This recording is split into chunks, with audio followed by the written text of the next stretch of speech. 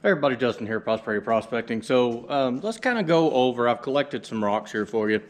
Going to kind of go over why there's 3 different crushing machines and kind of what I'm looking for out there in the field and kind of what I figured out on this claim as far as what I expect to see when I find a certain type of rock. So this right here is, although that is quartz and base rock, you would think that would be perfect for gold. You can see how it's just falling apart. I do find gold in that some, but it's very silver rich, okay? It's got a lot of silver. Another pleasant surprise this rock has given me, here's one of them cut open. Another pleasant surprise that this rock has given me is it has a lot of palladium in it too. So going to be processing a lot of that this coming season.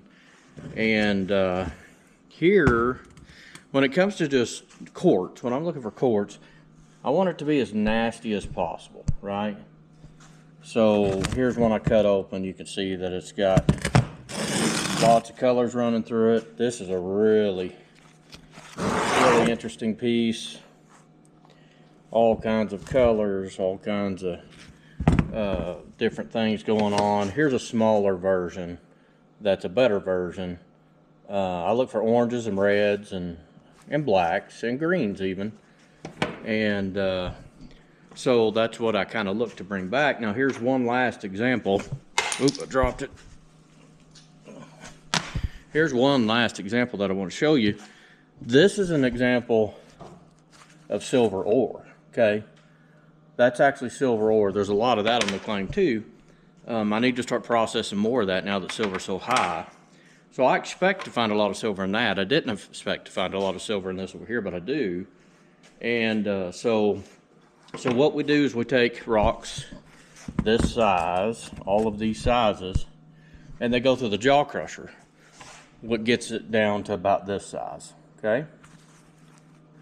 Then we take that and we run it through the hammer mill, which gets that ore down to about that size, okay? But the gold strike that we run all this through, this particular size, now he has a lot bigger ones, but this one's 1/8 inch or less, okay? So I used to have to classify everything. Now that I got the ball mill, everything's way less than 1/8 of an inch, so I don't have to worry about it.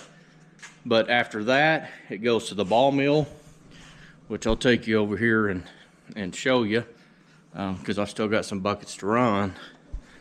The ball mill gets it to this beach sand consistency. So what that does for me, let's go back over to the rocks. What that does for me is I have nice looking specimens sometimes that don't contain a speck of gold, okay? And most of the time they don't contain any visible gold, okay? So the goal is to crush those down and hope that there's precious metals inside of it, which I did that for years, but I wasn't getting it small enough.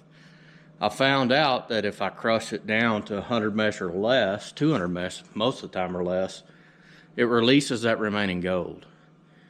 And that stuff adds up. You know, a nugget has air pockets in it and all kinds of things that make it weigh not as much as you think it would for the size of it. Whereas a bunch of fine, super fine gold, it is what it is. It's going to weigh what it weighs. There's no air pockets. So with that said, the last thing I'll tell you about on rocks is when I'm looking at them, a rock this size, I look for them to be abnormally heavy for their size, which this one's very abnormally heavy for its size. If I get a normal rock that size, that weighs almost double what a normal rock would weigh. So just a few tips there. We're going to be running all 3 crushers today, plus the gold strike, plus a lot of panning. The gold strike runs so fast that I've got behind on my panning. But we're going to continue the busy weekend. I'm glad to be up and feeling like doing this again, and appreciate you guys hanging with me. It's going to be another good day. Thanks for watching. I'll see you on the next one.